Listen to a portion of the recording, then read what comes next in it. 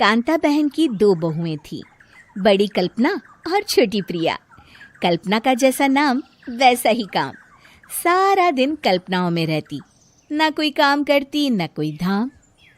अरे कल्पना बहू, जरा अच्छी सी चटनी पीस दे, आज कुछ मजेदार खाने का मन है। पेट में जलन हो जाएगी माँ जी बुढ़ापे में, और वैसे भी मेरा काम करने का वक्त शाम का है, अब प्रिया को ही बोल दो। इतना कहकर कल्पना वहां से चली जाती है। कांता कल्पना के ऐसे रवैये से काफी परेशान रहती हैं। मैं बना देती हूँ माँ चटनी। ऐसा बोलकर प्रिया माँ को चटनी बनाकर प्लेट में खाने को देती है कि तभी वहां कल्पना आ जाती है। अरे वाह चटनी, जरा चख कर तो देखूं, बड़े दिन हो गए। अरे नहीं बहू, तू तो रहने ही दे चटनी खाना, पेट में जलन हो जाएगी।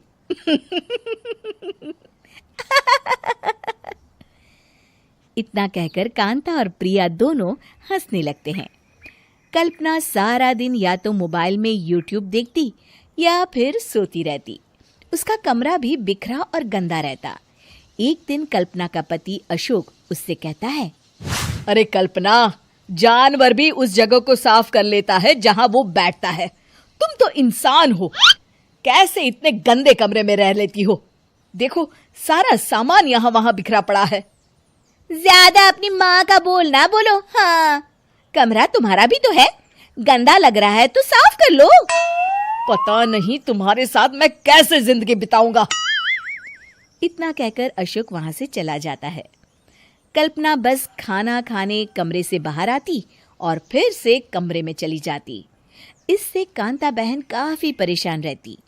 एक दिन प्रिया कांता से कहती है, माँ, मैं सारा दिन काम करके थक जाती हूँ, आप कल्पना दीदी से कहिए ना कि सुबह और शाम का काम बांट ले। मैं तो अब सिर्फ एक वक्त का ही काम करूँगी। हाँ।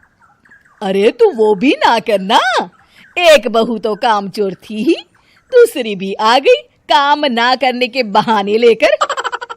तभी वहां प्रिया का पति रमेश आ जाता है।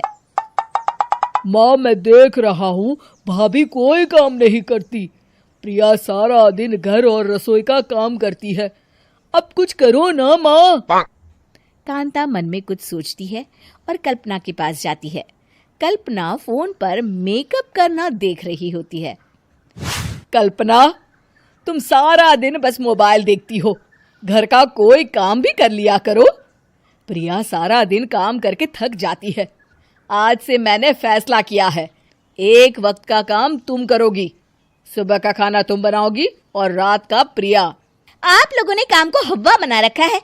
अरे पता नहीं थोड़ा सा ज्यादा काम करने में आप लोग घबरा क्यों जाते हैं। और हाँ, बहुत ज्यादा प्रिया की तारीफ मत करिए मेरे सामने, बड़ी बहू तो मैं ही रहूंगी। मैं कुछ नहीं जानती, कल सुबह मुझे वक्त से खाना चाहिए, रसोई में आ जाना, वरना कल से तुझे खाना नहीं मिलेगा। अगली सुबह कल्पना रसोई में नहीं आती है। वो देर से सोकर उठती है और बाहर आकर कहती है, अरे भूख लगी है, आज खाने में क्या है? इतनी देर हो गई, आज किसी ने मुझे उठाया भी नहीं, पता नहीं कहाँ है सब। कल्पना को घर में कोई नहीं दिखता। वो रसोई की तरफ जाती है जहां बड़ा सा ताला लगा होता है। अरे रसोई में ताला? ओ, मैं तो भूल ही गई थी। माँ ने आज से सुबह का खाना मुझे बनाने को कहा था। हे भगवान, इतने लोगों का खाना बनाना क्या आसान है? तभी घर के सारे सदस्य बाहर से वापस आते हैं। वाह माँ जी, मजा आ गया छोले भटूरे खाकर। मेरे मुंह में तो अभी भी स्वाद आ रहा है। अरे कल्पना, तेरे भरोसे रहते तो हम तो भूखे ही रह जाते। कल्पना को बहुत गुस्सा आ जाता है। अब बहुत हो गया, आज से मैं अपनी रसोई अलग कर रही हूँ, मैं अपना खाना खुद बना लिया करूंगी। कल्पना अपनी रसोई अलग कर लेती है, पर आए दिन उसका देर से उठना और काम न करने की आदत से वो भूखी ही रह जाती थी। उसी के सामने घर के लोग अच्छे अच्छे पकवान खाते और कामचोर कल्पना को जैसे तैसे ही खाना बनाकर खाना पड़ता। पर एक दिन तो हद ही हो गई।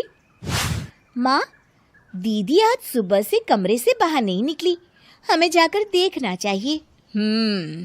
सो रही होगी कामचोर कहीं की, पर तुम कहती हो तो चलो देख लेते हैं उसे।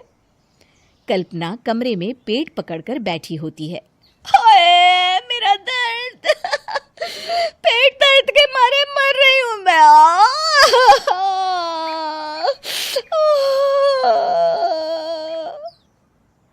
अरे दीदी क्या हुआ, पेट में दर्द क्यों हो रहा है? डॉक्टर को दिखाया आपने? माँ। कल्पना खड़ी होती है और माँ जी के पास आती है। मुझे माफ कर दीजिए, अब से मैं सारे काम में मदद करूंगी, कभी आलस और काम चोरी नहीं करूंगी।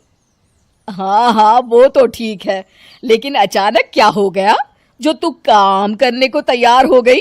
कामचोर कल्पना। माँ, लगातार बासी और उल्टा पुल्टा खाना खाने के कारण मेरे पेट में इन्फेक्शन हो गया है। काम न करना पड़े इसलिए मैं 2 दिन का खाना एक दिन ही बना लेती थी। बासी और खराब खाना खाने के कारण लेने के देने पड़ गए। पेट में दर्द हो रहा है। चलो अच्छा हुआ, देर आए दुरुस्त आए।